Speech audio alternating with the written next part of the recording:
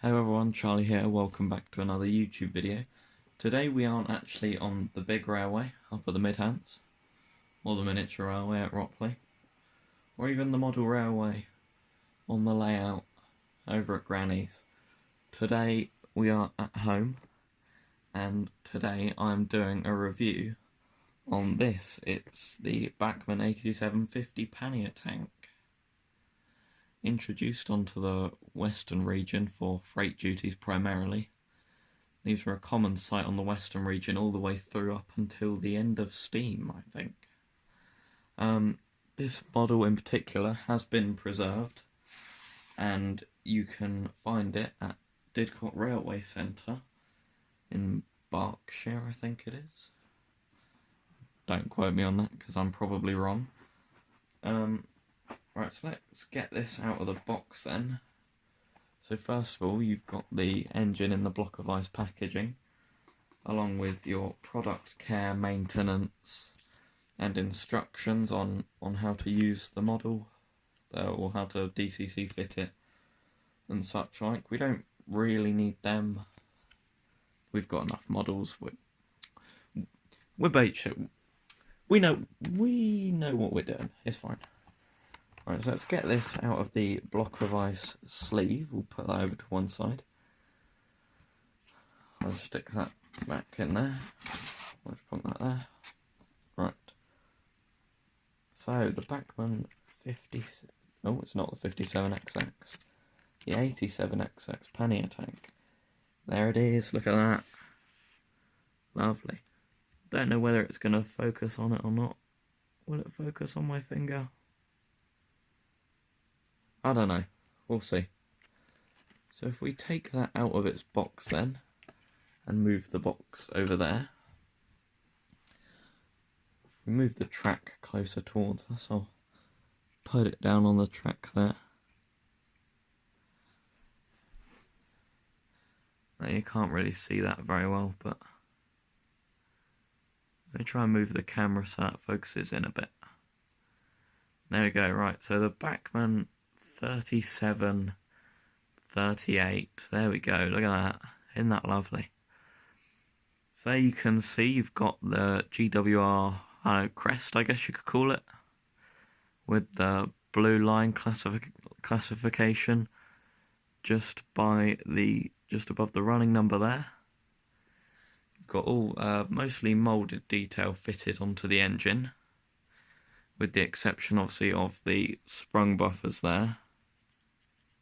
Lovely, along with the separate fitted handrail along the top, and obviously the running gears made of metal. You wouldn't really expect any less from this sort of calibre of a model, and for roughly what, £105 off a Rouser Sheffield, I'd say that is an absolute bargain for this.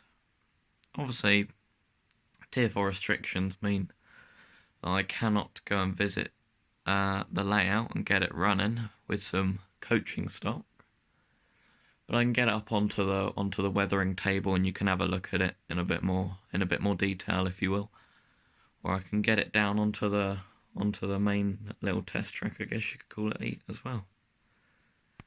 So there we go, the Western pannier tank. Look at that. Right, so starting off on the front of the engine then, I think that's where we'll start.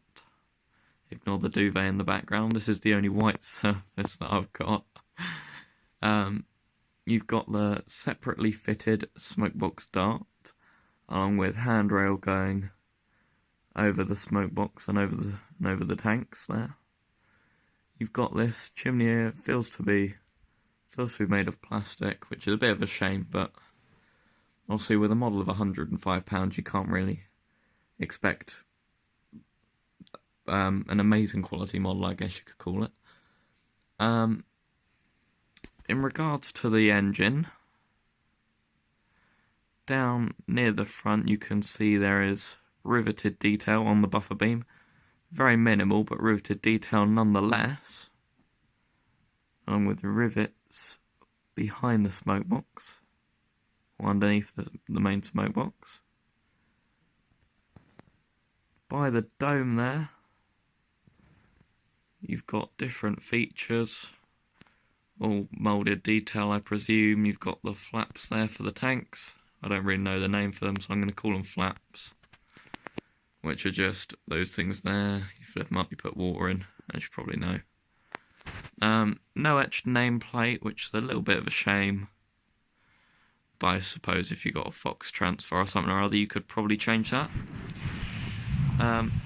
Moving around then, in the cab of the engine, you can see there is plenty of detail there, with the outlined reverser, pole reverse that is, and some very, very minimalistic cab detail in there. You can also see that there's plenty of rivets there to go around, adding lots of extra detail onto the model. One other thing you've got there on the coal bunker, you've got some very realistic coal. It's not got too much of a shine on it either, which is always a bonus.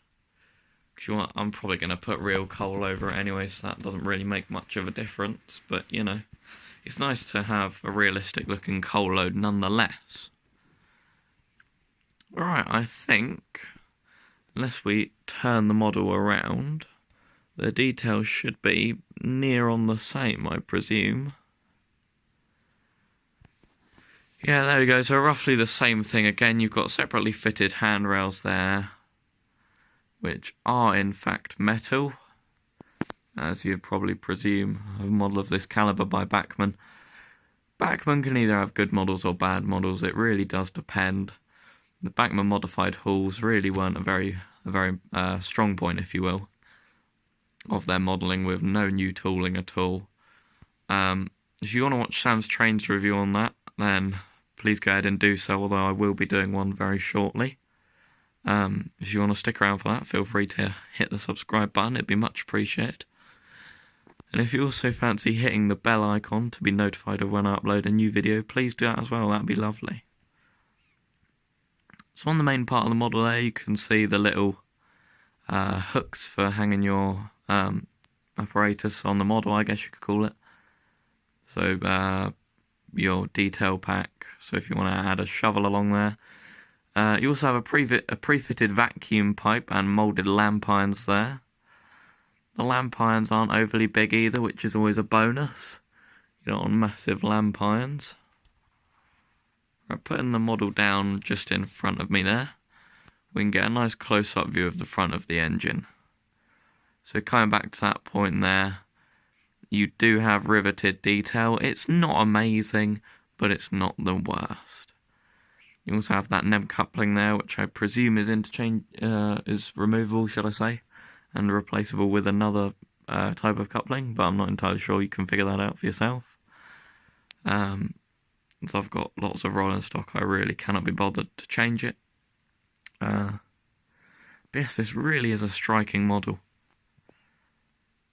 Really, really intricately done. And like I said, only for £105, that is an absolute bargain. Right, I think it's about time we get it down onto the test track, as it will. We'll do a slow speed test. We do just have the standard new Hornby DC controller, so I presume it's not going to be the smoothest, but yeah, we'll see.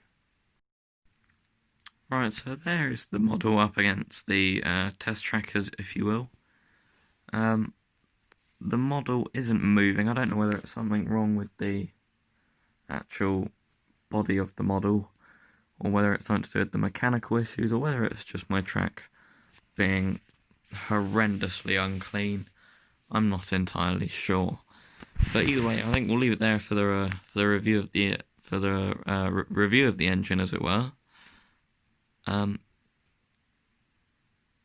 yeah, there we go.